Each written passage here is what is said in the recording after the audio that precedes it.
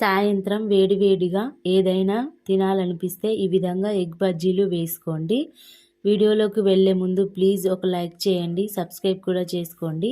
Already ముందుగా boiled చేసుకొని పెట్టుకున్న 4 ఎగ్స్ని తీసుకొని ఈచ్ ఎగ్ 2 పీసెస్గా కట్ చేసుకోవాలి. ఒక గిన్నెలోకి శనగపిండి, బియ్యం పిండిని కొద్దిగా తీసుకోవాలి. బియ్యం పిండి క్వాంటిటీ శనగపిండి క్వాంటిటీ కంటే తక్కువగా ఉండాలి.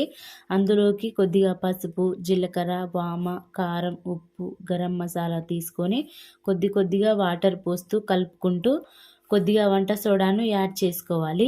తిక్కి కన్సిస్టెన్సీ వచ్చే వరకు వాటర్ పోస్తూ కలుపుకోవాలి.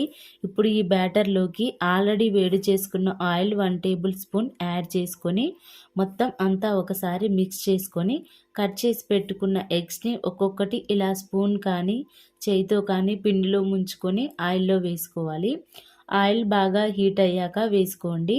అన్నీ ఇలాగా వేసుకొని గోల్డెన్ బ్రౌన్ కలర్లోకి వచ్చేంత వరకు వేగనివ్వాలి. 4 మిర్చీలను తీసుకొని ఆయిల్లో ఫ్రై చేసుకోండి. ఎగ్ బజ్జీకి కాంబినేషన్గా మజా సూపర్గా ఉంటుంది. ఆ తర్వాత ఒక ప్లేట్లోకి తీసుకొని ఎగ్ బజ్జీ మధ్యలో కాట్లు పెట్టుకొని ఇంకా ఉల్లిపాయలు, కొత్తిమీర, కారం పెట్టేసుకోవడమే. అంతే, సింపుల్గా ఎగ్ బజ్జీలు రెడీ. ఎగ్ బజ్జీలు మాత్రం చాలా సూపర్గా వచ్చాయి.